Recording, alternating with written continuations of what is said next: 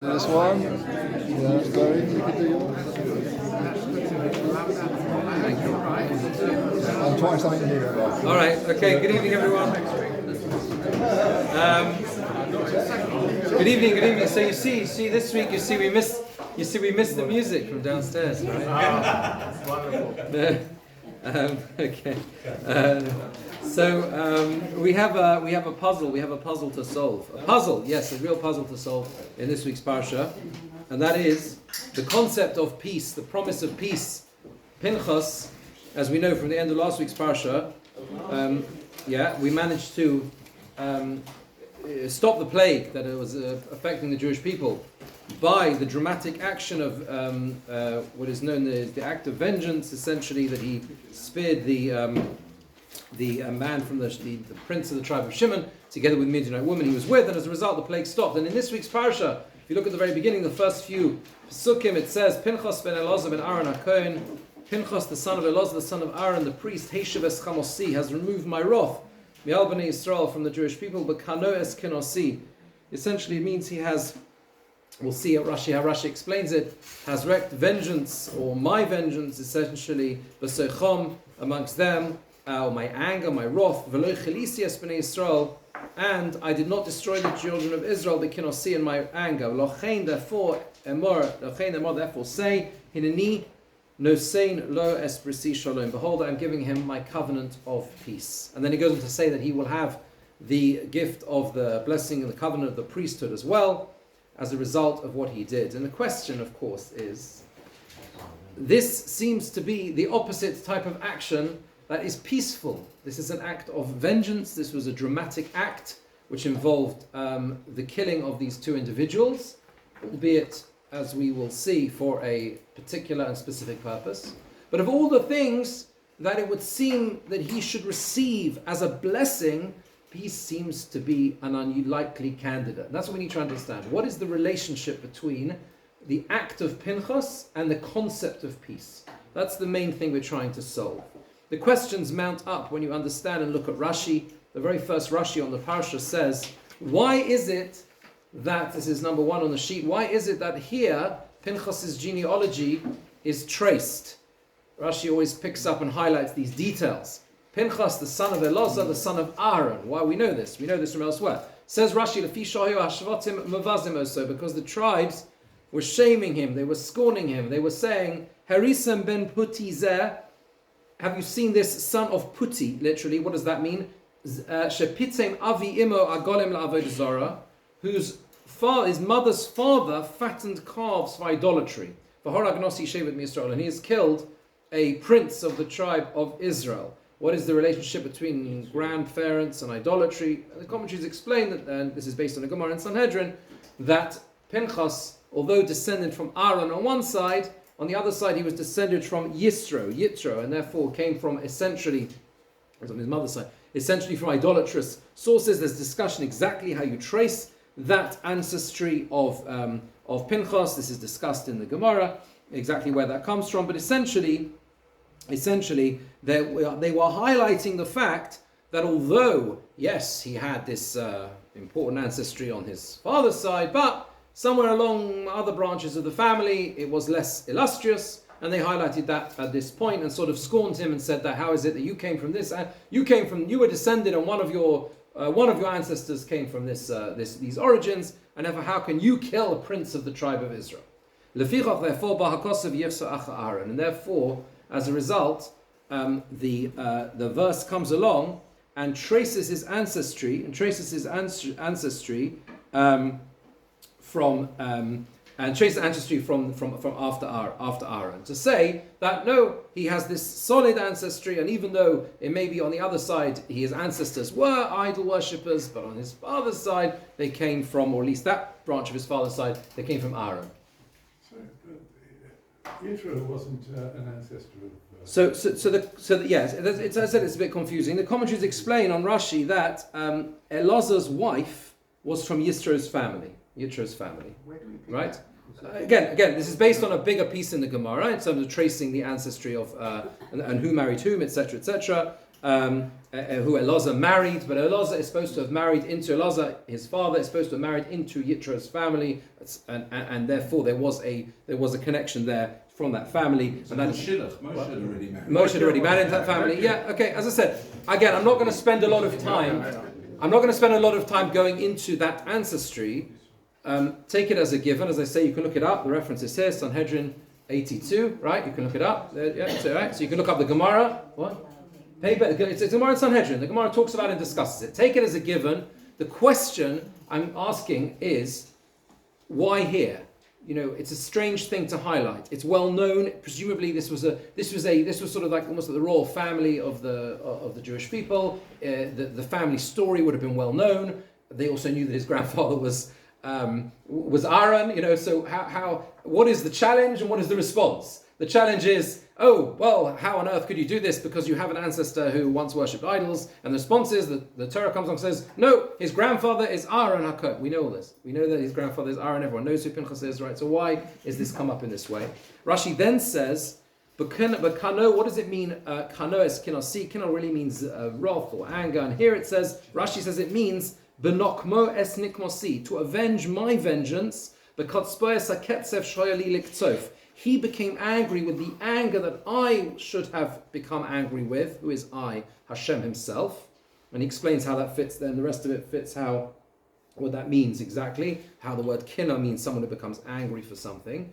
Again, these are attributes which we generally perceive as negative, vengeance and anger. What are the intense references here to these traits? What do they mean?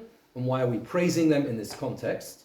And finally, the final point, Rashi says, what does it mean that he receives the blessing or the covenant of peace? Rashi says, the third one, Shetahelo libris shalom. It should be for him a covenant of peace, like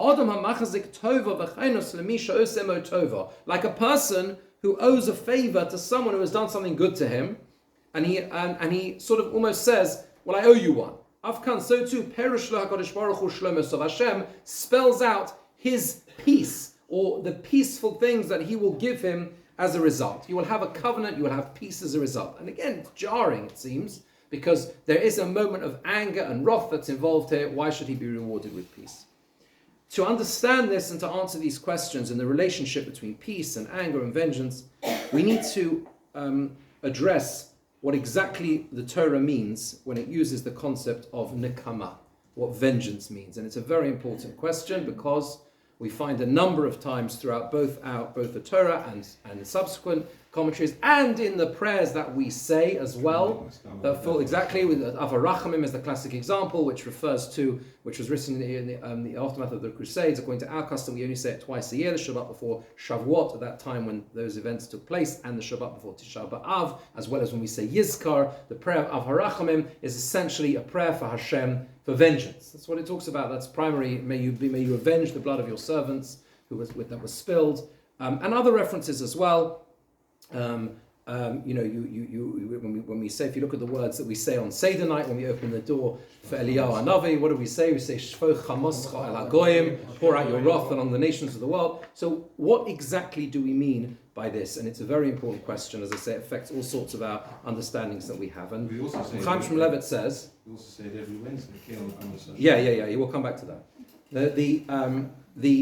There are psukim at the beginning of Melachim, which Rav Chaim Shmulevitz in his classic work and his classic commentary highlights, which really give us a totally different understanding and must give us a different understanding as to what the whole thing means.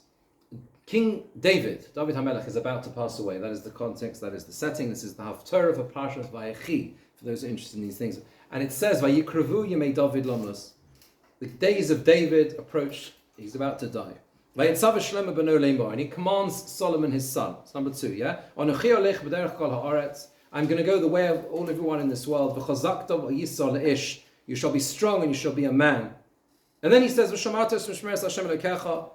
guard the covenant and of Hashem your God, essentially. To go in his ways, to keep his commands, etc. As everything that's written in the Torah of Moshe Laman Taskil. So you should be intelligent and clever, so everything you do and whatever you turn towards. And there are other verses along that line. But then he says, and there are other individuals singled out as well, but I want to highlight the last one.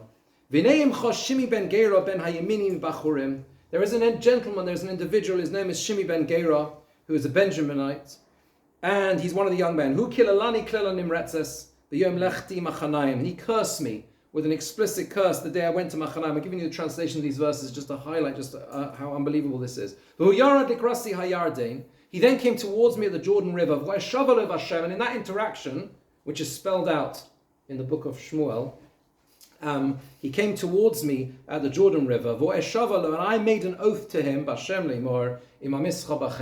I will kill you with the sword. In other words, not to kill him. He promised not to kill him, despite being liable to the death penalty for cursing the king, etc. Nevertheless, he said I would save his life. Va'ata, and now, al tanakehu, do not clean him, do not allow him to get off free. Ki ish chacham atov, you're a wise man.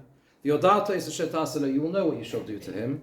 And you shall make him descend to the grave in his grey hairs. In other words, he says to his son Solomon, you know what to do. Deal with him.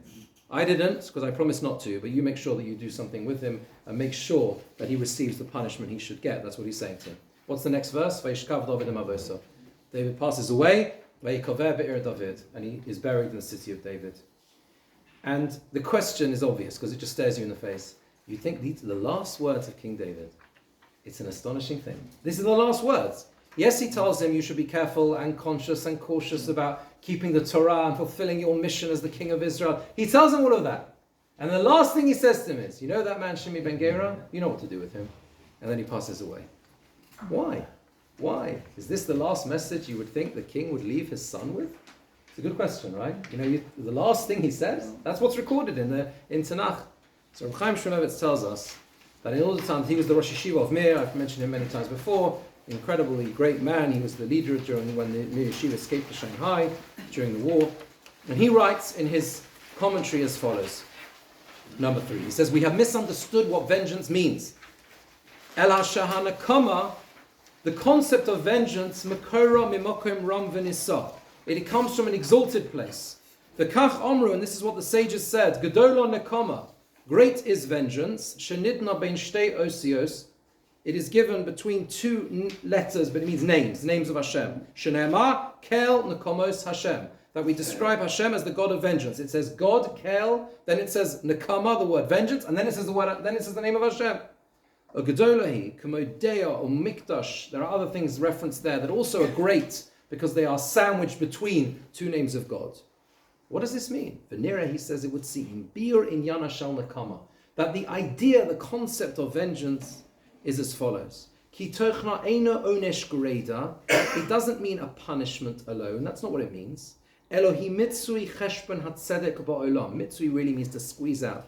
It is an extraction of the calculation and a rebalancing of righteousness in the world.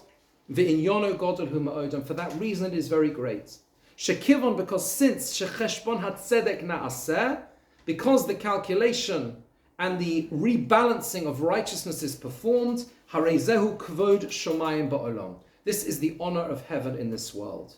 And that is what it means. He says, the Gemara says, kel nekomos Hashem, kel nekomos hofia. Why is there 2 references here? And he refers to what the Gemara explains, negative, positive, we're not going into that now. Hinei, behold, she'af piron schal tova kori nekoma. Even repaying for good, for positive, a positive thing, is also called vengeance. Because the purpose of vengeance, it is the conduct of righteousness and righteous justice and a calculation and rebalancing of that justice in the world, whether for good or whether for the opposite. And this means, what he's essentially conveying to us here, is that it is not good enough for a person to say, I will take the path of least resistance. That it's easier to say something terrible has happened, a travesty has happened in the world, so we move on, we move away from it, let's carry on as normal. That is not the right way, and that is not the way Hashem has set up the world. And there are instances, as we'll see, to be exercised with tremendous caution, where to do that creates the opposite of justice, and it creates the opposite of peace. Because if we understand it properly, and that is why it is explained, and that is how we can understand what is going on with King David's last instructions, If there is an imbalance of justice in the world, if there is an imbalance somehow, somewhere, that is not righted, then what happens is there is the sense of a peace is missing. What peace really means, what shalom really means, is balance. It's izun. That's what it means in Hebrew. It means a sense of balance in the world, that injustices are righted as part of that. This is not an easy concept at all, but it is something which is critical to understanding what is going on with Pinchas. And this is how Rav Hirsch also explains it. I've got a quote here from Rav Hirsch. The realization of the supreme harmony of peace is entrusted by God precisely to that spirit and that activism which thoughtless people, anxious to mask their passivity and neglect of duty as love of peace, like to brand and condemn as disturbances of the peace. Peace is a precious thing for which one is obligated to sacrifice everything, all of one's rights and possessions. But one may never sacrifice for it the rights of others, and one may never sacrifice for it what God has declared to be good and true. There can be true peace among men only if they're all at peace with God. One who dares to struggle against the enemies of what is good and true in the eyes of God is by this very struggle one of the fighters for the Brit Shalom, the covenant of peace on this earth. Conversely, one who for the sake of what he imagines to be peace with his fellow men cedes the field without protest and allows them to stir up strife with God makes common cause by his very love of peace with the enemies of the Bris Shalom, the covenant of peace on earth. What saved the people was not the apathy of the masses, nor even the tears of sorrow shed by those who stood idly at the entrance to the tent of appointed meeting. It was the brave act of Pinchas that saved the people and restored to them peace with God and his law, thereby restoring the basis for true peace.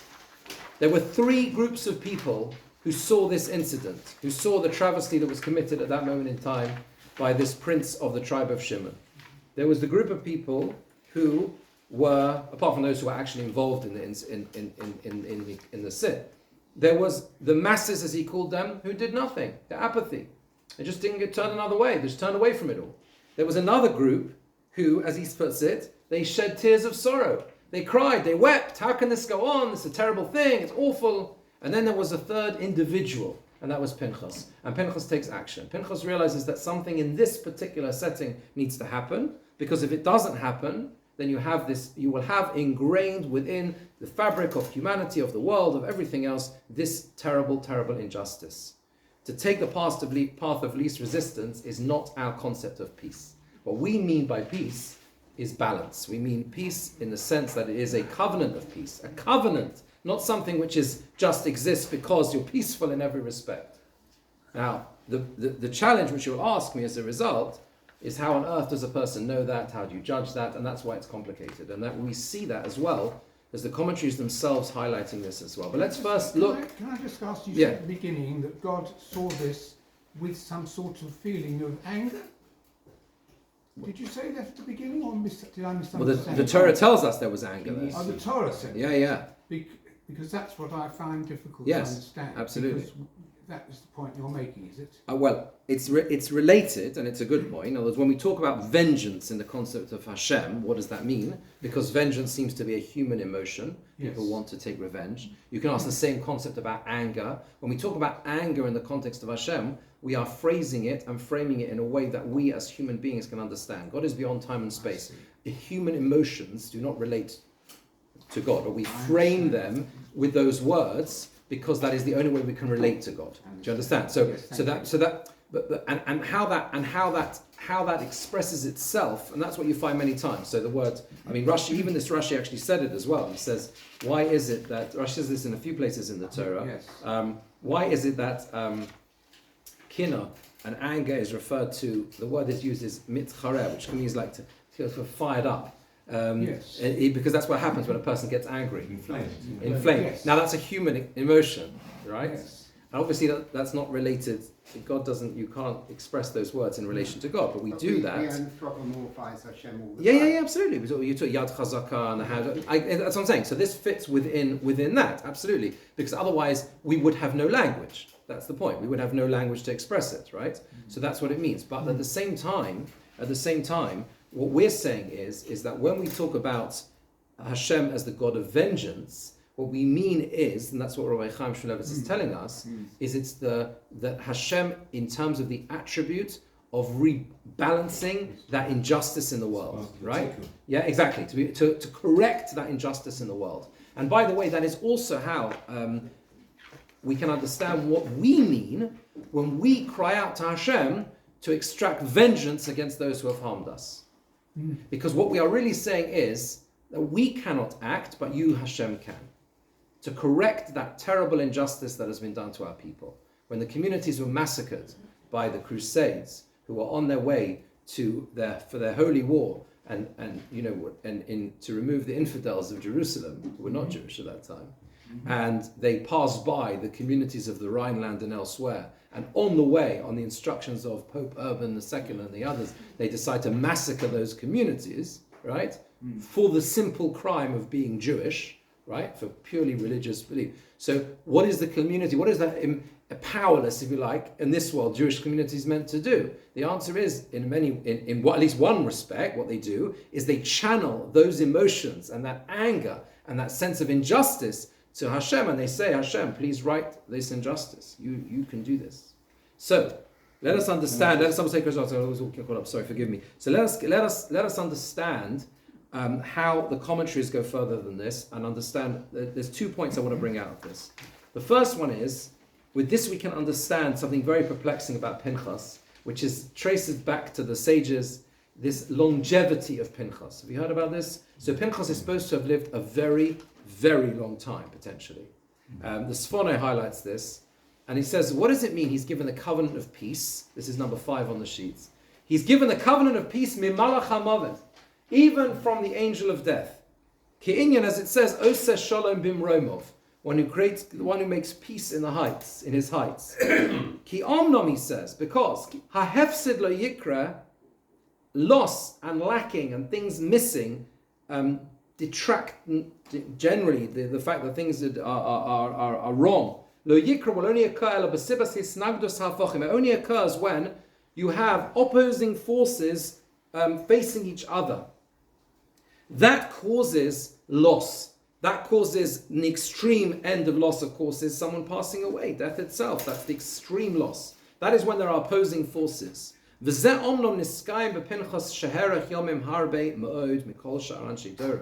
that is why, when Pinchas is given the covenant of peace, he is able and is given the gift of longevity to live longer mikol sha'ar anshei Torah, from all the other members, people in his generation, ad sha'yahu meshamesh b'mishkan Shiloh, until and then he goes on to describe, there are different opinions as to how long Pinchas actually lived. Some say he lived 300 years. Some say he's still alive, because some say Pinchas became Eliyahu. He says that the last name. According to the opinion that say Pinchas became Eliyahu Hanavi, there are those who say it's the same person, and as a result he's still alive today. So Pinchas lived longevity. Now how does Pinchas live for so long? Because Eliyahu Hanavi lo mes, it says. Eliyahu Hanavi didn't die. So how did Pinchas live so long? So the answer is because that is what it means he had the covenant of peace. Because the only reason, says the Sforno, that things exist in the world which involve loss, an extreme end of that being the moment of passing, is only because of there are opposing forces that exist. The ultimate balance in the world is expressed by the fact that he lived forever, because he was at that balance, the sense of balance. That is, I think, what the Sforno is trying to convey, and that's how it links this with this concept of peace. But the second idea, it was on my mind today because I happened to visit the Kleinhara, the oldest Jewish man in the United Kingdom, who is a member of Kinloss. His Hamilton House, yes, he's 106 years old. Yeah. He's a remarkable man. I went to see him today. I was going to converse with him in Yiddish. He wanted to converse in Yiddish. My Yiddish is not great. I understand Yiddish, but a bit difficult to speak. He was born in 1919. Anyway, she lived many more years. So the Ksav Sofer tells us. The Ksav Sofer tells us as follows, like this. He says, he's the following question. By the way, the Ksav Sofer was the Rav Ram Shmuel ben Binyamin Sofer. He was the son of the Chatam Sofer, we quoted many times before. He died in 1871. So he was that leader of a Hungarian Jewry. He has a commentary on the Torah, and he asks some of the basic questions that we've highlighted, such as, why here does it talk about the fact that Pinchas's ancestry is traced to Aaron? Why is that highlighted here? what is going on with this idea that they teased him because of his other ancestry, etc. So he answers as follows, and he says that, I can see a bit of it inside maybe. It's 1, 2, sorry, I'm sorry, it's bad print. 1, 2, 3, 4, 5, 6, 7, 8, 9, 9 lines down, halfway through the line, on the right-hand column, number 6. He says, V'yesh Shlomo, you can explain as follows. Dihinei midas b'nei Avram shem rachmanim. The natural path of the children of Avraham is that they are merciful. Umikol shekain b'nei Aaron, how much more so the children of Aaron. Rodfei shalom ovim sabrias. We know that Aaron is famous for what? For pursuing peace. That's what he's famous for loving other people. Pinchas herakan achzariyut gadol. What does Pinchas show here? Great cruelty, it would seem. He doesn't give the guy a chance. He kills them. And he killed them together in this way. And therefore, they said, have you seen this individual? This person who was descended from the idolatry on one side? I'm just going to sort of summarize it. Because they said he has such idolatrous ancestors, that's why he's such a cruel person. He's got these midot within his character. And the reality is, though, on the contrary, the Torah highlights as follows. No, on the contrary, what does Pinchas do? He takes the traits of his ancestors of Avram and Aaron, Ohev Shalom, who love peace and love people, and that was in his nature. That was his very nature. Aval also negativo. He went against his nature. And he went against his nature to act in this way because of the need to right this injustice. Since Pinchas essentially comes from, he is a descendant of Aaron, whose fundamental characteristic is to pursue peace, he had to fight himself to act in this way. And he says that is what it means when it says, Pinchas ben Elazar ben Aaron HaKohen, that he was accustomed not to act like this. He came from ancestors who had pursued peace, and that was his fundamental nature. And therefore, he was able to act in this way. And therefore it says, he takes this reward. Because it is not, and it's critical to understand this, not everyone is able to seize the mantle of readdressing the balance. Because we've now understood what it means to act in this way, right? We understand how complex it is.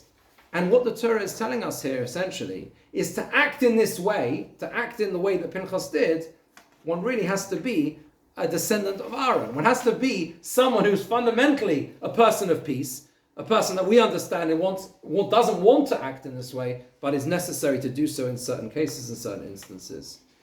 And there is a link here, I think, to the idea of the perplexing Vav K'ti'ah. Now this is an interesting thing, particularly for Bali Kriya, as Elaine, because you notice in the Torah, the third verse in the Parsha is, which we mentioned, Lochein Emor, Hineni b'hol nosin lo es brisi shalom. I'm going to give him my covenant of peace. In the Torah, there is a Vav, Shin Lamed Vav Mem, and the Vav of Shalom is broken. It's cut in half. That's what it means, a Vav Ketziyah. It's broken in half. I always remember someone called me over once to the Sefer Torah somewhere in a shul, and they said, Rabbi, I think we've got a problem. I think we've got a problem. There's a halfway cut in this Vav. I said, it's okay. It's meant to be there. It's meant to be there. They said, it's a Yud. I said, no, it's not. It's a Vav with a bit in the middle broken. And there are different minhagim, actually, different customs, how actually you do this. In some Sefer Torah, it's more noticeable than others, etc. Anyway, what is this for? What is this for? Lots of discussion about why it's there, Lots of comments saying, lots of discussion why it's there. However, the idea that I saw from Rabbi Beryl White and others is as follows. Peace itself is fragile. That's what it is. Peace is fragile. The broken Vav symbolizes the fact that everything about it is fragile. Maintaining it is fragile, and the setting within which it exists is fragile. This is the most unlikely place for peace to exist. We have this act of vengeance, we have this plague, and the plague, everything else is going on in the opposite direction of peace, and all of a sudden, peace becomes possible within there. And it is only through understanding this are we able to learn what shalom really is, what peace really is. And it is only through that, of course, that Pinchas himself is therefore able to become eventually, to gain the mantle of the Kohana himself, the priesthood, because that's the next verse. He becomes a Kohen, right? Pinchas was an unusual anomaly. because although he was Aaron's grandson, because he was born at the time when Aaron and his sons became Kohanim, the grandson was already alive, he wasn't appointed to the priesthood at that time. Subsequent generations would automatically receive the priesthood. If you're born to a Kohen, you become a Kohen. But because Pinchas was there, he didn't get it, and that's why he had to be given it at this time. Okay, that's what it means. But if you think about it in this way, think about what a vav is. What is a vav? A vav is a connecting letter. That's what it is. It's an and. Yeah, that's what it is. A vav. A vav is a hook. It connects. That's why you always say a vav at the beginning of a word, a letter, right? So the vav connects. It's a sense of connection. Sometimes we feel that peace is all about just making a link between people. It's the easiest thing to do. The easier way to look at peace is it's all about connection. It's all about connection. It's all about just saying, I connect this person to that person, everything's happy, everyone's peaceful. There are times in life that's not what peace is. Sometimes in life, in order to make peace, we have to break a few things as well along the way. And that's hard, it's difficult, but that is essentially what we learn from this story. So I think that's quite a powerful reflection. We're going to see two other ideas that are related to this in some way. The first is the qualities that Yehoshua received to become the next leader of the Jewish people. So there are many different topics and themes in this parsha. We've only got time to look at a few of them. But one of them is where Hashem asks, Moshe turns around to Hashem and says, please Hashem, may you appoint someone to lead these people. Because since Hashem has said to Moshe in chapter 27, verse 12, Hashem says to Moshe, you can look it up, go up to this Haro Avarim, that is where you will see the land, you will not enter, etc. And you will be gathered to your people. He is told that's going to happen because of the Merivas. We learned in Parshas Chukas, because right? He didn't speak to the rock, etc. After that it says, Moshe says to Hashem, Yifkod Hashem l'chol basa ish al ha'eda.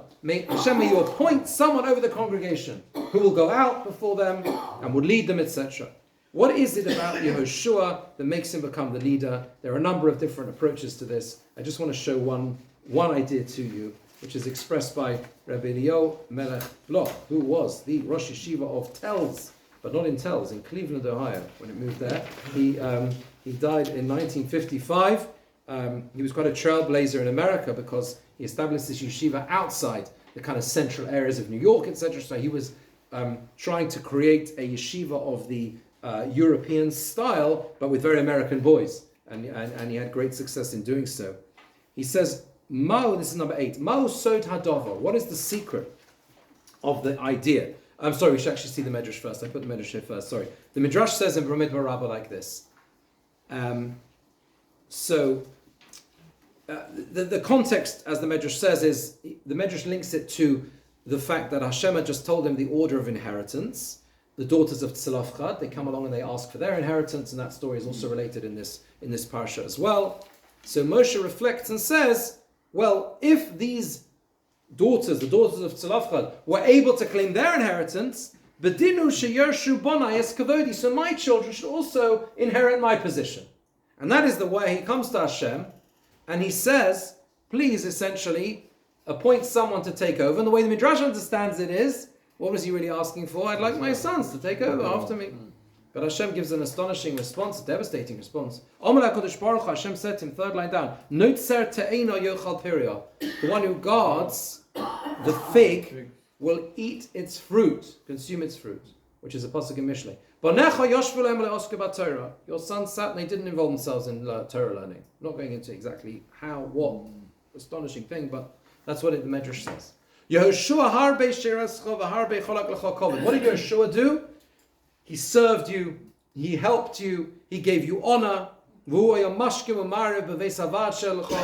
he was up early and stayed late in the place that you were gathering the people. It's a beautiful phrase in the Medrash. You know what I mean? He was organizing the chairs. Yeah, he was making all the furniture. It was organized. This is the only place where Moshe says by daber to Hashem, as opposed to Vayom. This is the only 700 times the other. Oh, really? Okay, Vayidaber Moshe. Okay. He's angry. Oh, I see. Okay, that's very, very, very, very interesting. I didn't know that. Thank you so much, Johnny. So the idea of Vayidaber, right. So here it says Vayidaber, right. And that will be the context of this medrash. Yeah, exactly, because he's asking for his own children.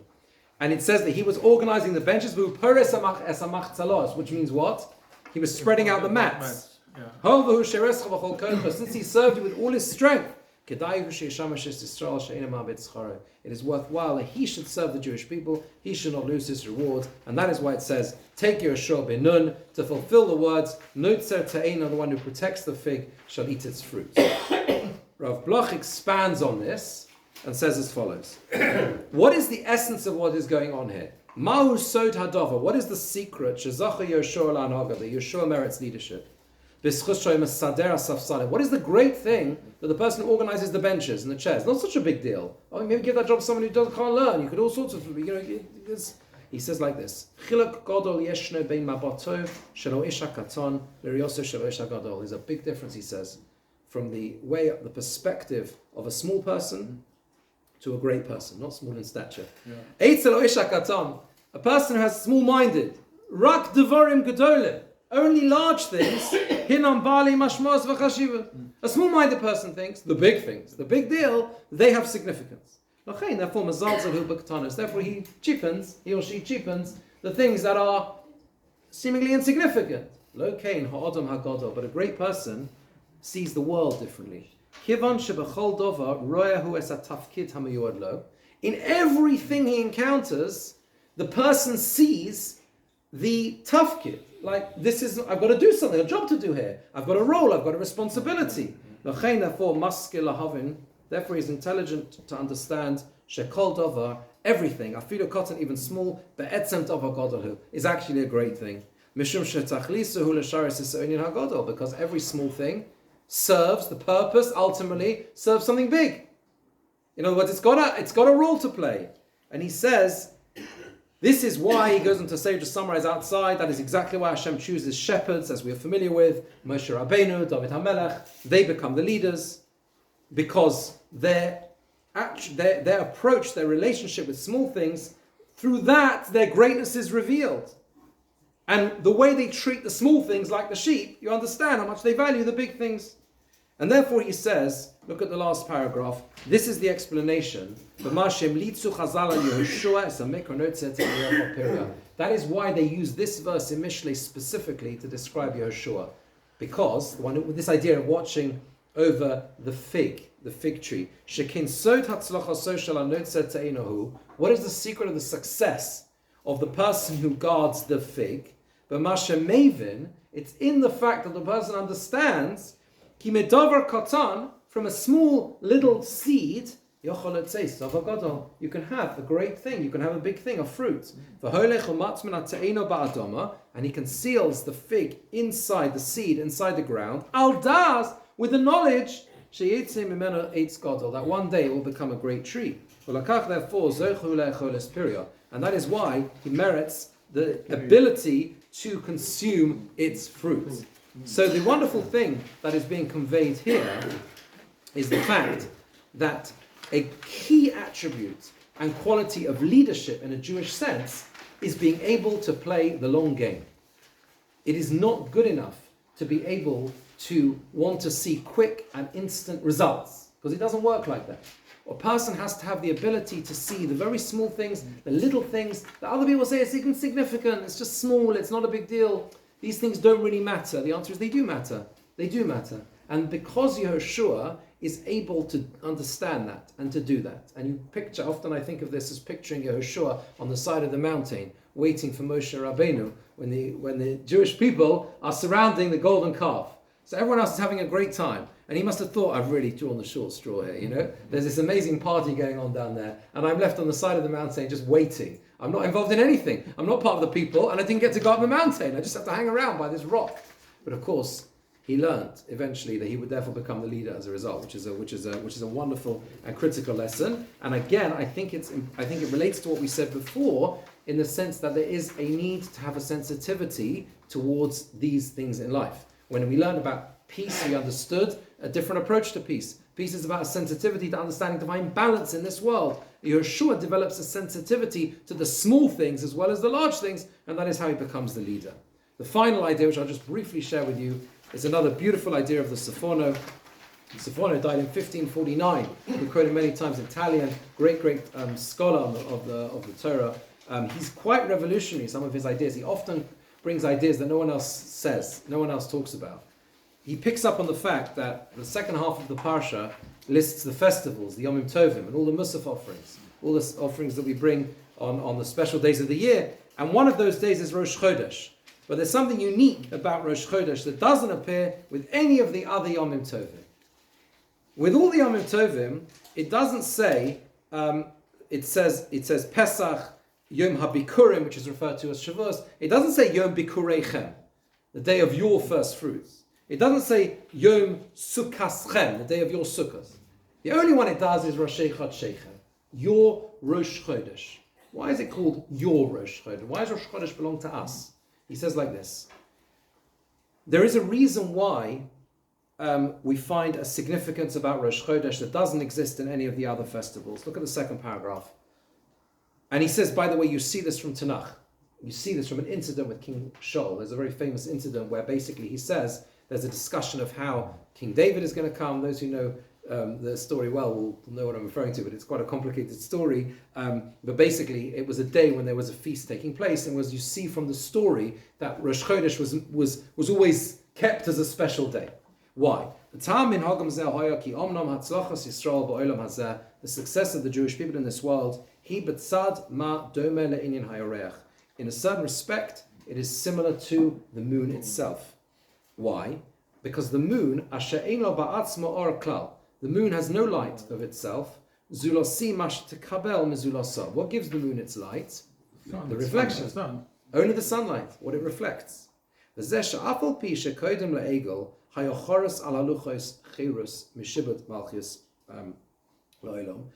that before the golden calf, the sin of the golden calf, it was engraved on the tablets a certain freedom. The Gemara links the idea of cherus, which is freedom, to charut ala luchot, which means engraved. There was a certain freedom from being enslaved by different powers in the world. Once they had sinned, hitnatzlu. They weren't able to be in that place anymore. They weren't able to use that royal kingship anymore as other nations. However, they sometimes had that exposure to the light, the heavenly light on them, and without it they would go holchul chashechem, they would go in darkness and they would have no light. As it happens to the moon, and when it does not receive the light of the sun.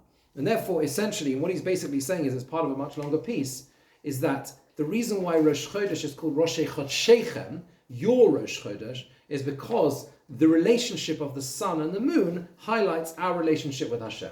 That when we are able and we feel positive about our identity and what it means to be Jewish and everything else about who we are, and we are able and we open ourselves to receive that light, to receive that reflection, that's when we shine like the moon.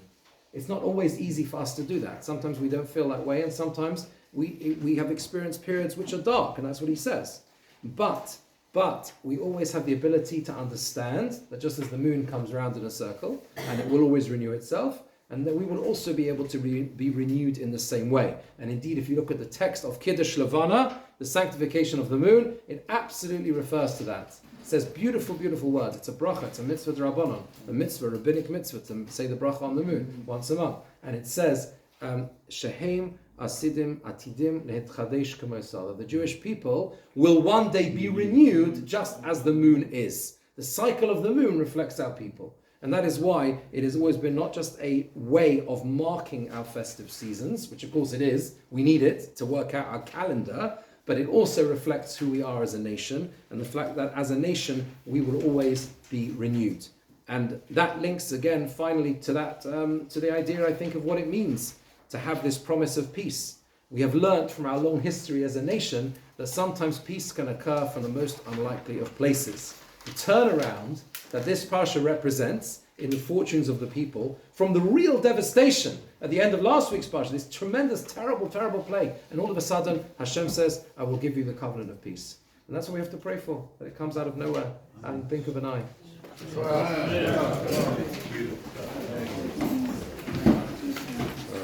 Thank you.